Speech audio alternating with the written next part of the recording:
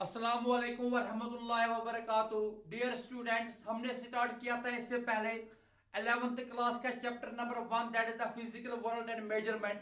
We have discussed what is a physical quantity, what is unit of a physical quantity, what are the different system of units, जिसमें हमने अभी start किया है SI system of units. Okay, तो SI system of units is based on 7 fundamental quantities जो हमने discuss किए थे। ठीक है ना, कौन कौन सी है? Length, mass, time, electric current, temperature, amount of substance and luminous intensity. और हमने साथ साथ उनके यूनिट्स भी डिस्कस किए।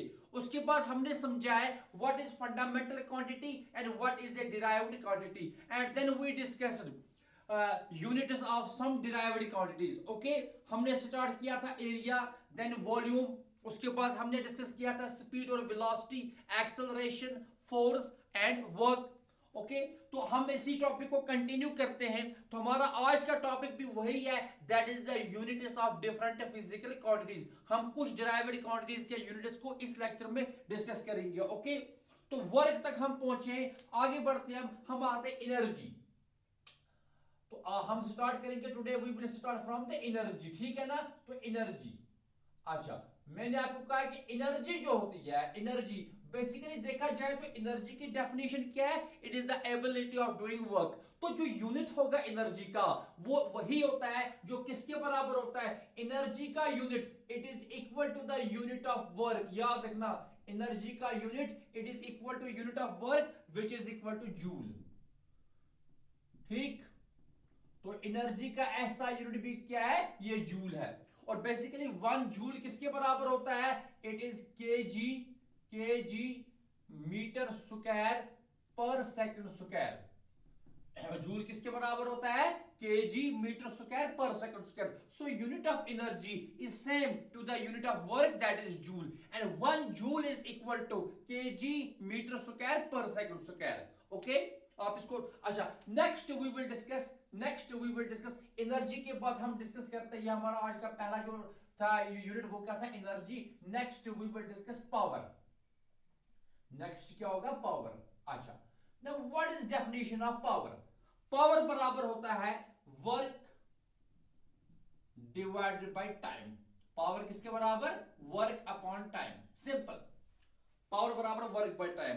अब इसी वर्क को आप डिवाइड करोगे टाइम के साथ। ठीक है ना, तो यूनिट जो है वो यही आएगा। देखिए, वर्क का यूनिट क्या है? जूल। तो इसका जो यूनिट आएगा, unit it is equal to joule, it is joule divided bye, और टाइम का यूनिट हो गया second.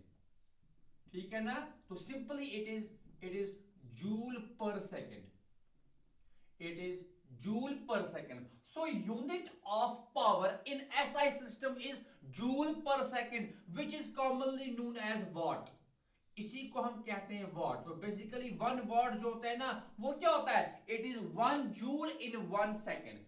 If 1 joule of work is done in 1 second, then the power is said to be 1 watt. तो 1 watt किसके बराबर होता है? 1 joule divided by 1 second. ठीक है, यहां से भी आप एक और यूनिट भी लिख सकते हो। आप अगर आप देखोगे, देखिए, पावर पावर किसके बराबर है? Work by time. वर्क खुद किसके बराबर है? वर्क किसके बराबर है? जूल। और in terms of K G metre per second square अगर हम देखेंगे तो जूल के बदले आप क्या लिख सकते हो? तो हम ऐसा भी लिख सकते हैं कि पावर बराबर है work by time.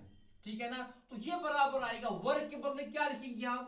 KG metre square, KG metre square per second square, और इसको डिवाइड होगा टाइम से, यानी कि 1 और सेकंड यहां पे डिवाइड कर रहा है हमें। सो ये बन जाएगा, now it is equal to KG metre square आ गया, फिर आएगा पर सेकंड क्यूब।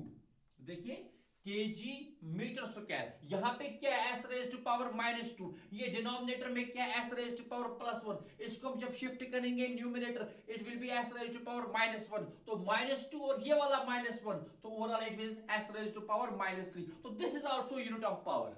मैंने आपको कल भी कहा कि एक क्वांटिटी का यूनिट हम अलग अलग तरीकों से लिख सकते हैं। हाँ, कॉमनली इसे हम वॉट कहते हैं, but we can write it as kg metre square per second cube. हम इसे ये भी कह सकते हैं जूल पर सेकंड, ओके। और तो कॉमनली क्या कहते हैं, watt. So 1 watt is basically equal to 1 joule in 1 second, that is joule per second. या अगर हम इसको फंडामेंटल क्वांटिटीज के यूनिट्स में एक्सप्रेस करना चाहते हैं तो it is kg metre square per second cube. So this is the unit of power.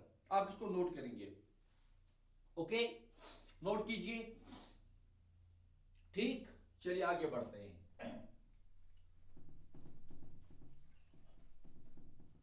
अच्छा, नेक्स्ट आप लिखेंगे लीनियर मोमेंटम।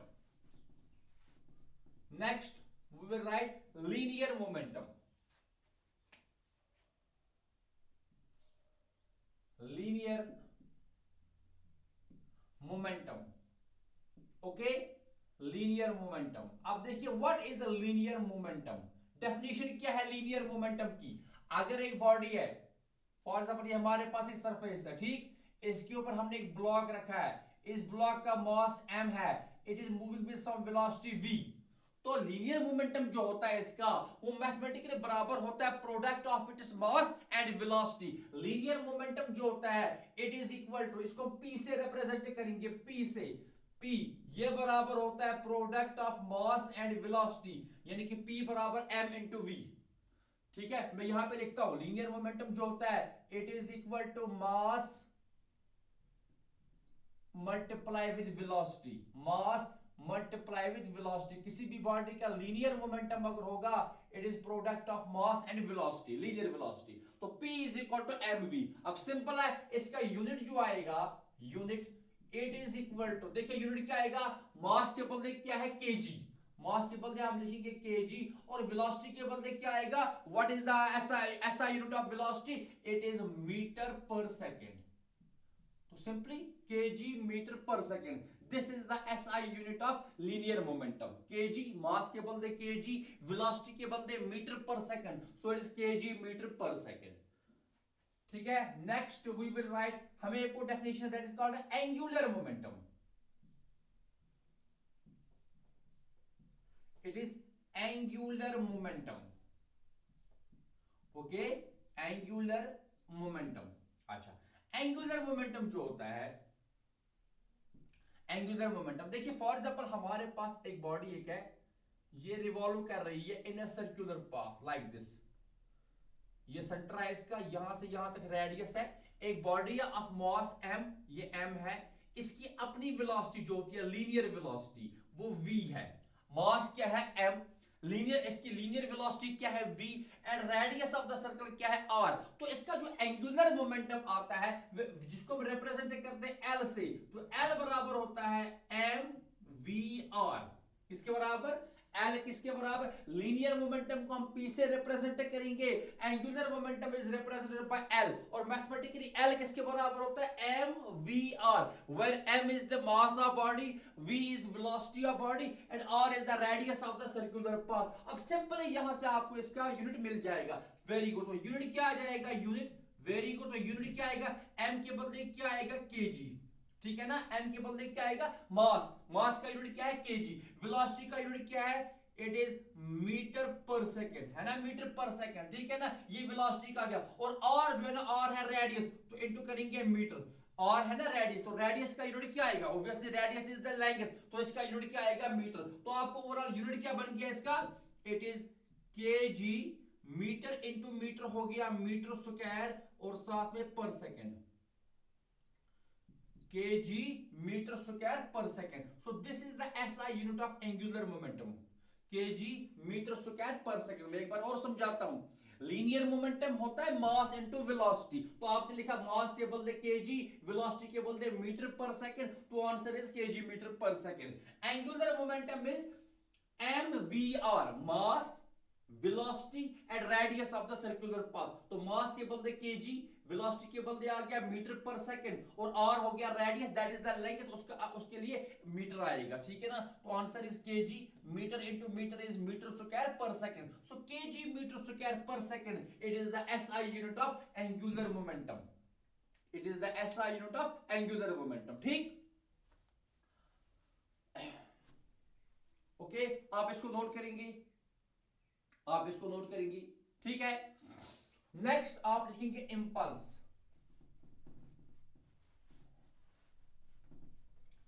इंपल्स, ठीक है, इंपल्स। देखिए इंपल्स जो है ये डिफाइन किया गया बेसिकली जब एक फोर्स जो है फोर्स एक्ट होता है किसी भी बॉडी के ऊपर, तो इंपल्स ऑफ दैट फोर्स को डिफाइन किया गया as product of magnitude of force and the time during which force acts. तो इंपल्स बराबर होता है फोर्स, यानी कि मैग्नीट्यूड ऑफ फोर्स कितना है, इसको मल्टीप्लाई करेंगे, ये फोर्स कितने टाइम के लिए एक्ट हुआ है, force into time. Impulse is equal to force into time. तो इसका यूनिट क्या आएगा, जो इंपल्स होता है यूजुअली ये जे से रिप्रेजेंट होता है, जे, तो जे बराबर F into T, force into time. तो यूनिट क्या आ जाएगा इसका, वेरी गुड, तो यूनिट क्या आएगा इसका, शाबाश, तो unit is equal to, force का यूनिट क्या है, very good, what is unit of force, force तो बराबर मास इनटू एक्सेलरेशन। देखिए ना फोर्स के बदले हम क्या लिखेंगे, एम ए, और इनटू आ जाएगा टी, ठीक। तो m के बदले क्या आ गया, केजी आ गया, केजी, ठीक है ना। मास के बदले क्या हो गया, मास के बदले आ गया केजी। एक्सेलरेशन के बदले क्या आ गया, very good, metre per second square. और साथ में क्या आ गया, टाइम के बदले आ गया, टाइम के बदले क्या आ गया, सेकंड, है ना। देखिए मास के बदले आ गया केजी, एक्सेलरेशन के बदले आ गया मीटर पर सेकंड स्क्वायर, और टाइम के लिए आ गया second. So you can write it is KG metre per second, it is KG metre per second, ऐसा लिख सकते हो आप, या आप यहां से इसको सिंपली भी लिख सकते हो, क्योंकि फोर्स का अपना यूनिट जो है ऐसा यूनिट, उसको कॉमनली क्या कहते हैं, न्यूटन, इट इज न्यूटन, और टाइम के बदले हो गया second, so it is newton second. आपकी अपनी मर्जी है, या तो सीधा फोर्स के बदले लिखिए न्यूटन, टाइम के बदले लिखिए second, so it is newton second, okay. या अगर आप इन टर्म्स ऑफ फंडामेंटल यूनिट्स लिखना चाहते हो, फिर आपको एक्सप्रेस करना पड़ेगा एज कि फोर्स को हम फंडामेंटल में कैसे रिप्रेजेंट करेंगे और मल्टीप्लाई करेंगे टाइम के यूनिट के साथ, so it is KG metre per second, KG metre per second, ठीक है ना। इससे पहले मैंने आपको बताया था कि लीनियर मोमेंटम जो था, what was the unit of linear momentum, linear momentum क्या होता है, देखिए यहां पे लीनियर मोमेंटम जो था p, वो किसके बराबर था, m इंटू वी। तो इसका यूनिट किसके बराबर आया था, मास के बदले क्या था, kg, वेलोसिटी का यूनिट क्या था, मीटर पर सेकंड। देखिए ना ऐसा unit of momentum, linear momentum, वो भी क्या था, kg मीटर पर सेकंड। अगर हम देखेंगे in terms of fundamental units, तो ऐसा यूनिट ऑफ इंपल्स भी क्या आता है, KG metre per second. So यहां से हमें एक बात नोट करनी चाहिए, that two different physical quantities may have same units, same unit हो सकता है बट इनकी फिजिकल मीनिंग जो है, जो इनका मीनिंग है, ठीक है ना, दैट इज डिफरेंट, ओके। तो हमने डिस्कस किया एंगुलर मोमेंटम, हमने डिस्कस किया इंपल्स, मैंने आपको समझाया कि इंपल्स का असली यूनिट जो है दैट इज न्यूटन सेकंड, क्योंकि impulse is force into time, force का यूनिट आ गया न्यूटन, टाइम का यूनिट आ गया सेकंड। बट अगर हम इसको ब्रेक करते हैं in terms of fundamental units, so it is KG metre per second, which is same to the unit of the linear momentum, वो भी क्या है, केजी मीटर पर सेकंड। आप इसको नोट करेंगे, ठीक है, नोट इट, ओके। अच्छा, नेक्स्ट आप लिखेंगे प्रेशर, प्रेशर, ठीक, हम लिखेंगे प्रेशर, ठीक है। अच्छा, प्रेशर, ना प्रेशर कब एक्ट होता है, हम कहते हैं जब किसी भी बॉडी के ऊपर फोर्स एक्ट होता है तो वहां पे क्या एक्ट होगा, प्रेशर, ठीक है ना। तो प्रेशर मैथमेटिकली किसके बराबर होता है, it is force divided by area. कौन सा एरिया, जिस एरिया के ऊपर फोर्स एक्ट हो रहा है, प्रेशर बराबर होता है फोर्स बाय एरिया, ठीक। हम फॉर एग्जांपल ये मेरे पास एक ऑब्जेक्ट है, मैं इससे फोर्स अप्लाई कर रहा हूं ऑन दिस सरफेस, तो जितनी सरफेस के ऊपर फोर्स अप्लाई हो रहा है वो उसी का हमें एरिया लेना है, तो pressure is force by area. तो सिंपली इसका यूनिट क्या आएगा, unit, very good, so unit is equal to, देखिए फोर्स के बदले क्या लिखेंगे, सिंपल, फोर्स का ऐसा यूनिट क्या है, न्यूटन, न्यूटन, एरिया का ऐसा यूनिट क्या है, मीटर स्क्वायर, एरिया का ऐसा यूनिट क्या है, मीटर स्क्वायर। तो सिंपली यूनिट क्या बनेगा, it is a Newton per meter square. It is Newton per meter square. Pressure किसके बराबर? Force by area. फोर्स के बदले क्या आ गया? न्यूटन. एरिया के बदले क्या आ गया? Metre square. तो it is newton divided by metre square, जिसको हम लिखेंगे न्यूटन पर मीटर स्क्वायर. और इसको हम कॉमनली कहते हैं pascal. P A capital P small A pascal. ठीक है. सो SI unit of pressure is newton per metre square और पास्कल. ओके, ये हो गया प्रेशर. हाँ, अगर आप इसको फंडामेंटल यूनिट्स में ब्रेक एक्सप्रेस करना चाहते हो, फिर आप लिखोगे केजी के लिए, सॉरी न्यूटन के लिए क्या आएगा? Very good. न्यूटन के लिए क्या आएगा? केजी. मैंने पढ़ाया आपको, it is KG metre per second square, है ना. KG metre per second square किसके लिए है? न्यूटन के लिए. और डिवाइड हो जाएगा, एरिया तो है ही मीटर स्क्वायर, सो ये बन जाएगा केजी. अब यहां पे देखिए ऊपर है m रेज्ड पावर 1, ये है ना m रेज्ड पावर 1. डिवाइड में क्या है? m raised power 2, so it will B m raised power -1. और यहां पे आएगा s raised power -2. So in terms of fundamental units हम इसको लिख सकते हैं, it is KG per meter per second square. ठीक है ना, न्यूटन पर मीटर स्क्वायर या पास्कल. और अगर आप बात करोगे in terms of fundamental units, it is KG per meter per second square. Okay, so this is the pressure. Okay, ठीक. ओके, आप इसको नोट कीजिए. Next we will write surface tension.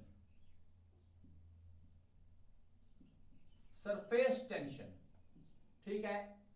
अब सरफेस टेंशन क्या होती है? सरफेस टेंशन को हम लिखते हैं mathematically, it is force. Surface tension जो होता है, it is force divided by length. Force divided by length, this is the surface tension. तो यहां पे अगर हम इसको यूनिट लिखना होगा, इसका unit, so it is unit is equal to force के बदले क्या आ गया? न्यूटन. लेंथ के बदले क्या आ गया? मीटर. तो answer is newton per metre. ठीक है. तो सरफेस टेंशन का जो SI यूनिट है, it is newton per metre. Definition क्या है इसकी? It is force divided by length. Force के बदले क्या आ गया? न्यूटन. लेंथ के बदले क्या हो गया? Meter. So it is newton per meter. Newton per meter. So this is the surface tension. Okay. अच्छा, एक और चीज है, ये था हमारा number 8. For number 9 we have density. You know that density of an object. Density, very good. अच्छा, किसी भी ऑब्जेक्ट की डेंसिटी जो होती है, वो किसके बराबर होती है? It is mass per unit volume, है ना. That is mass divided by volume. Mass per unit volume, it is called density. ठीक है ना. तो चलिए इसका यूनिट लिखिए. Very good. So what will be unit of density? तो इसका यूनिट, तो रो जो होता है ना, डेंसिटी को हम रो से डिवाइड करते हैं, रिप्रेजेंट करते हैं. So rho is equal to m by v.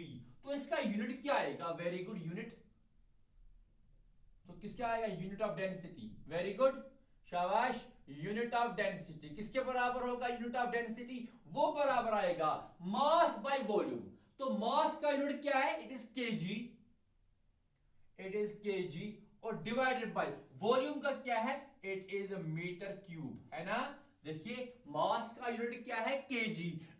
Volume का यूनिट क्या है? Metre cube. तो यूनिट बन गया आपका, it is KG per metre cube. तो SI सिस्टम में यूनिट ऑफ डेंसिटी क्या है? It is KG per metre cube. Kg per metre cube. Okay, please note it. Kg per metre cube. So this is the unit of density. ठीक. अच्छा, तो next हम discuss करेंगे,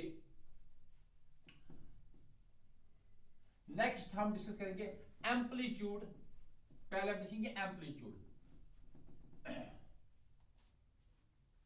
Next we will discuss amplitude. Number 10, it is amplitude.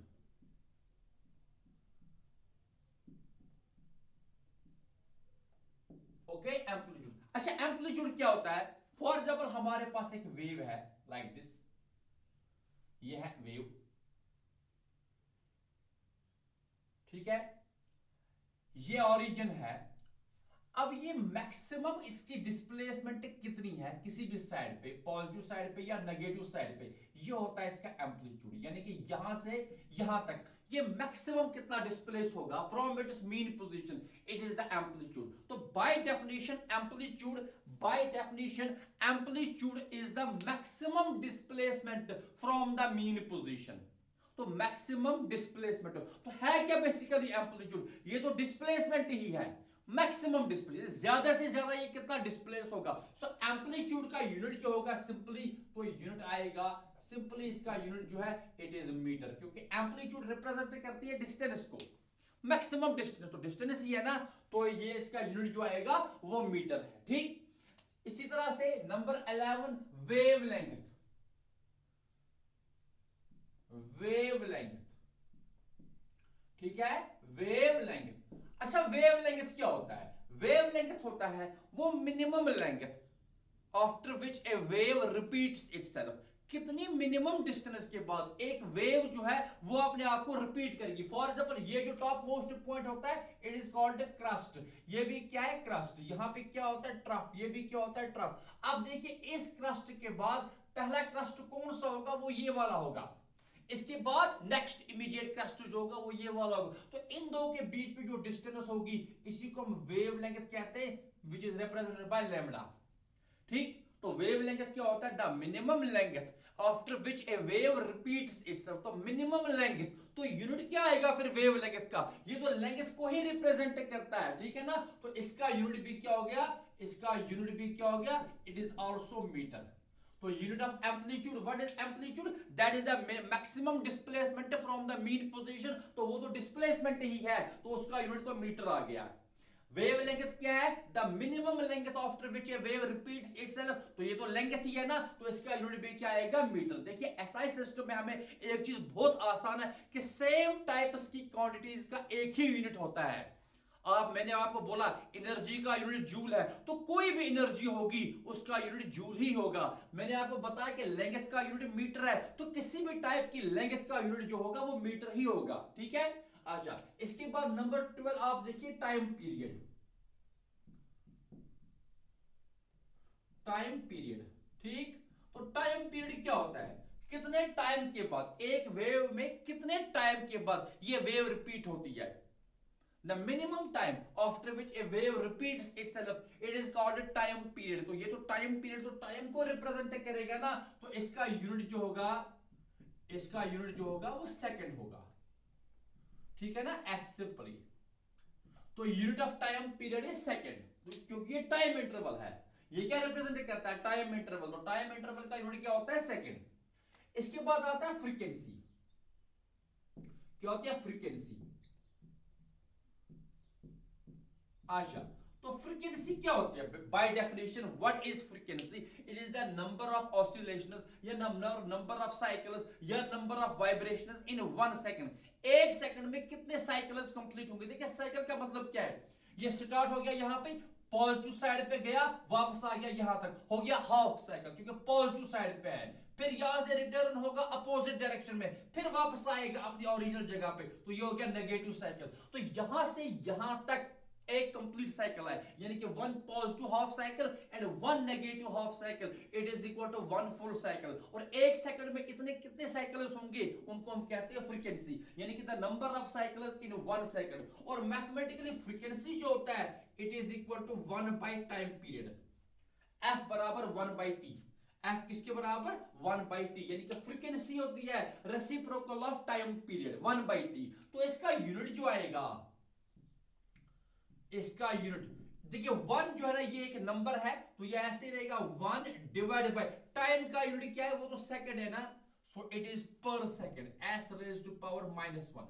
याद रखना unit of frequency is per second, यानी कि s raised to power -1, और इसे हम कॉमनली कहते हैं हर्ट्ज। याद रखना कॉमनली कहते हैं hertz, which is represented by capital H and small z, hertz. तो unit of frequency in SI system is hertz या पर सेकंड। आप इसको नोट कीजिए। हमने क्या डिस्कस किया, एम्पलीट्यूड, इसका यूनिट क्या है मीटर, वेवलेंथ है, इसका यूनिट भी क्या है मीटर, टाइम पीरियड है, इसका यूनिट क्या है सेकंड, और फ्रीक्वेंसी है, इसका यूनिट है पर सेकंड और हर्ट्ज। ओके, आप इसको यहां तक नोट कीजिए, ठीक। ओके,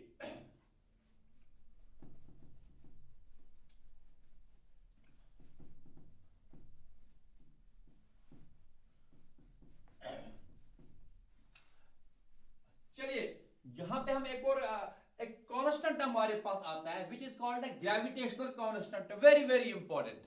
ठीक है ना, ग्रेविटेशन में हम लोग पढ़ेंगे कि ग्रेविटेशनल कांस्टेंट, तो हम जरा देखते हैं उसका यूनिट क्या है, ग्रेविटेशनल कांस्टेंट।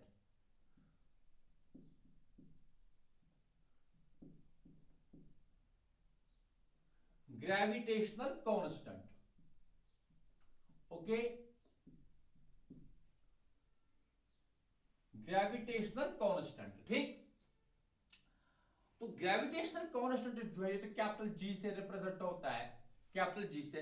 देखिए हमारे पास कुछ कांस्टेंट्स ऐसे हैं फिजिक्स में जिनकी बहुत ही इंपॉर्टेंस है, ठीक है ना। नंबर्स का कोई यूनिट नहीं है, लाइक 1 2 3 4 100,000, ये भी कांस्टेंट्स है बट ये नंबर्स है, इनका कोई यूनिट नहीं है। बट कुछ कांस्टेंट्स है, like we have gravitational constant, we have Coulomb's constant, we have Planck's constant, इनके कांस्टेंट, इनके यूनिट्स हैं, इनके यूनिट्स हैं। तो वही हम देखेंगे कि ग्रेविटेशनल कांस्टेंट का यूनिट हम कैसे डिराइव कर सकते हैं।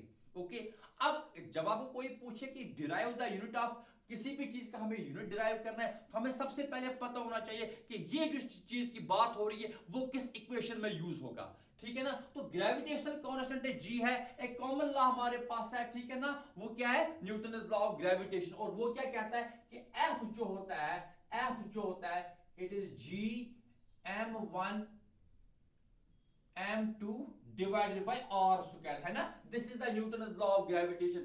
F बराबर होता है g m1 m2 bye r square. हमें किसका यूनिट हमें डिराइव करना है, g का। तो मैथमेटिकली हम g को लेफ्ट साइड पे ले जाएंगे, तो g will be equal to, अब g अपनी जगह, r स्क्वायर को f से मल्टीप्लाई होगा, it is f r square, और डिवाइड बाय आ जाएगा m1 m2।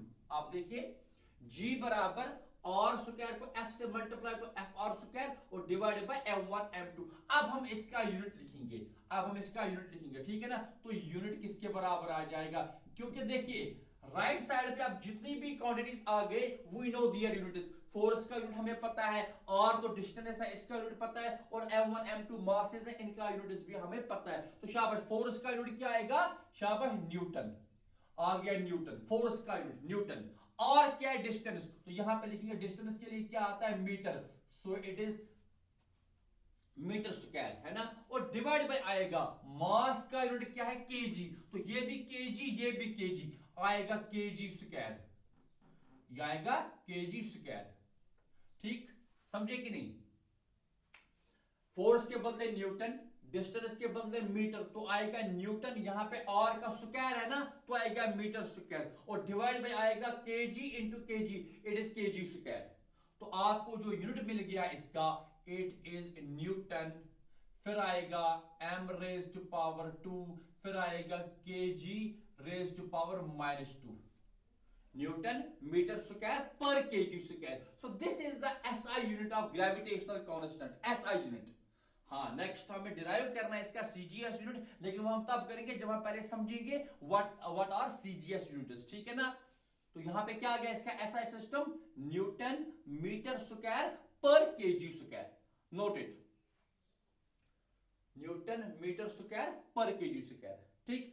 अच्छा, एक और तरीके से भी आप लिख सकते हो, क्योंकि एक बार ऐसा क्वेश्चन पूछा गया था इंटरनेट में। देखिए न्यूटन को अगर हम ब्रेक करेंगे इन टर्म्स ऑफ फंडामेंटल यूनिट्स, तो वो क्या आएगा, केजी, शाबाश, मीटर पर सेकंड स्क्वायर, ठीक है ना, KG metre per second square. ये किसके बदले आएगा, न्यूटन के बदले, क्योंकि न्यूटन क्या है, फोर्स। फोर्स हमने देखा था मास इनटू एक्सेलरेशन, मास के बदले केजी, एक्सेलरेशन के बदले मीटर पर सेकंड स्क्वायर, और मल्टीप्लाई होगा मीटर स्क्वायर के साथ, कौन सा मीटर स्क्वायर, ये वाला, और मल्टीप्लाई हो जाएगा पर केजी के साथ, यानी कि केजी रेज टू पावर -2। अब जरा इसको लिखिए आप इन टर्म्स ऑफ फंडामेंटल क्वांटिटीज, ये यूनिट क्या बनेगा, यहां है केजी रेज टू पावर -2, यहां है केजी रेज टू पावर 1, ये है ना 1, इसका पावर 1 है, तो -2 और +1 कितना आ गया, -1। So it is KG raise to power -1। सबसे पहले क्या लिखेंगे, केजी रेज टू, देखिए ये वाला kg रेज टू पावर -2 और ये वाला kg रेज टू पावर 1, तो क्या मिल गया, kg पर के, यानी कि पर kg है, kg रेज टू पावर -1। यहां मीटर स्क्वायर, यहां मीटर, तो आएगा मीटर क्यूब, ठीक, और आएगा per second square.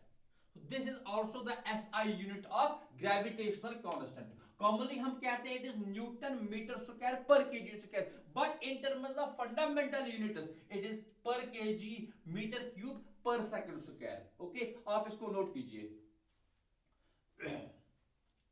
Okay, so last पे हम एक और कांस्टेंट का यूनिट डिराइव करेंगे और उसी के साथ हम आज का लेक्चर जो है वो कंक्लूड करेंगे, ठीक।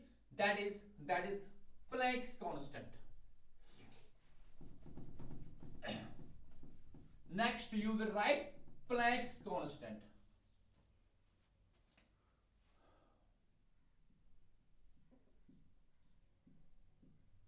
Planck's constant, ठीक है। अच्छा, जो Planck's constant है ये हमें किस इक्वेशन में मिलता है, हमें पता है कि एनर्जी ऑफ फोटोन, देखिए फोटोन क्या होता है, लाइट पार्टिकल, ठीक है ना। तो एनर्जी ऑफ फोटोन जो होती है, जो हम E से रिप्रेजेंट करते हैं, ये बराबर होता है H into new. E is the energy, याद रखना E क्या है, energy, H is Planck's constant and this nu जो होती है ये होती है फ्रीक्वेंसी। ये क्या होती है, मैं यहां पे लिखता हूं, E क्या चीज है, E है एनर्जी, E है एनर्जी, ये nu जो है इट इज फ्रीक्वेंसी, और H जो है it is Planck's constant। Planck's constant को हम H से रिप्रेजेंट करते हैं, इट इज Planck's constant। अब हमें बिल्कुल आसान है इसका यूनिट डिराइव करना, तो मैथमेटिकली H किसके बराबर आएगा, H इज इक्वल टू, आप देखिए mathematically H it is equal to E divided by nu, है कि नहीं। मैथमेटिकली H किसके बराबर आएगा, E डिवाइडेड बाय न्यू। चलिए E का यूनिट क्या है, जूल, एनर्जी है ना, तो एनर्जी का यूनिट क्या है, जूल, और डिवाइड होगा किसके साथ, न्यू के साथ। न्यू क्या चीज है, फ्रीक्वेंसी। फ्रीक्वेंसी का ऐसा यूनिट मैंने आपको कहा था हर्ट्ज, या फिर देखिए जो फ्रीक्वेंसी होती है न्यू यहां पे, ठीक है ना, तो इसका यूनिट क्या है, या तो हर्ट्ज है या तो पर सेकंड है, ठीक है ना। आप फ्रीक्वेंसी को न्यू से भी रिप्रेजेंट कर सकते हो, एफ से भी रिप्रेजेंट करते हो, बट लाइट, जहां पे लाइट इलेक्ट्रोमैग्नेटिक वेव्स होती है इनकी फ्रीक्वेंसी को हम न्यू से रिप्रेजेंट करते हैं, ठीक है ना। तो आपको आएगा it is joule divided by frequency का यूनिट क्या आ गया, per second. Now it is per second, s raise to power -1, तो ये क्या बनेगा फिर, जूल तो ऐसे रहेगा जो यहां पे डिनोमिनेटर में है s रेज टू पावर -1, जब हम इसको लाएंगे कहां पे, न्यूमरेटर में, तो आएगा s raise to power +1। So it is joule second, joule second. तो याद रखना क्या बन गया, क्या बन गया, तो unit of Planck's constant in SI system it is joule second, joule second.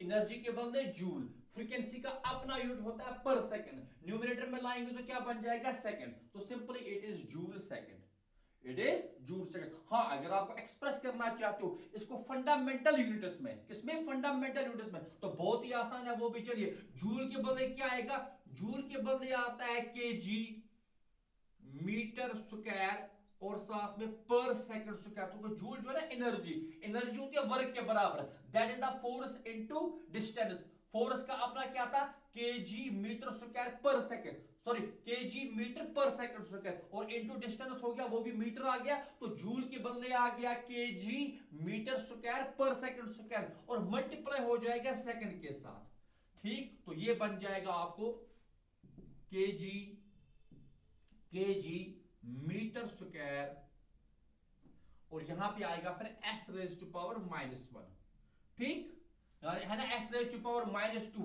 ये है s रेज टू पावर +1, तो ये बन जाएगा s रेज टू पावर -2। तो unit of Planck's constant in SI system simply लिखना चाहो तो इट इज जूल सेकंड। अगर आप इसको एक्सप्रेस करोगे in terms of fundamental units तो it is KG metre square per second.